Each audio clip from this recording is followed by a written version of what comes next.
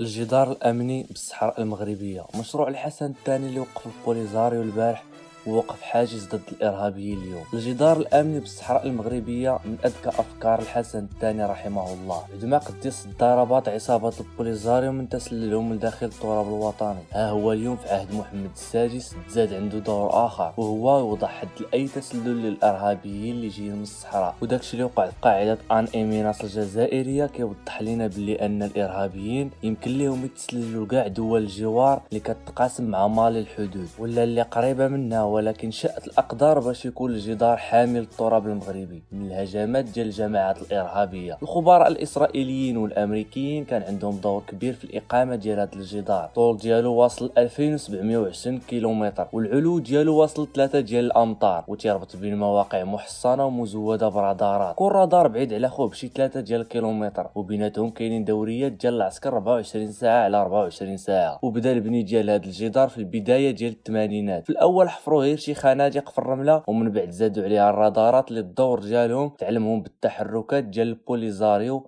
قبل ما يقربوا من الحزام الامني، وبالتالي الحد من العمليات ديالهم المباغته. ولكن القيمه العسكريه لتشييد هذا الجدار هي محاصره مقاتلي العدو وابطال عملياتهم الهجوميه. وزيد على هذا الشيء، على الطول ديال 2720 كيلومتر اللي كاين فيها الجدار الامني كاينين حقول ديال الالغام مدروسه بخرائط ورادارات مراقبه للقرب، وهاد الرادارات من طراز راسورا، ورادارات اخرين خاصين بالمراقبه عن بعد اللي كيوصل ل 50 كيلومتر تقريبا، وقواعد عسكريه اللي كاينين في كل كيلومتر ونصف. وهذا الشيء كامل كاين حوالي 100 ألف عسكري من القوات المسلحه الملكيه اللي مدربين تدريب خاص وموزعين على الطول ديال الجدار العازل. ولكن شحال ما كان هذا الجدار عنده فوائد، راه عنده سلبيات في المقابل. مع كيأثر هذا الجدار على الحياه اليوميه للمواطنين على الحدود، مع كيؤدي الى تعقيدات في الحركه والتجاره والتعاون بين الدول، وايضا كيؤدي لتعقيدات في التواصل والعلاقات بين الاشخاص والاسر. وكيأثر الجدار على البيئه، مع تيدمر جزء من المناطق الطبيعيه على الحدود، وكيؤدي لتعرض الحيوانات والنباتات للخطر ديال الالغام. ومع ذلك كاين جهود نشطه في الوقت الحاضر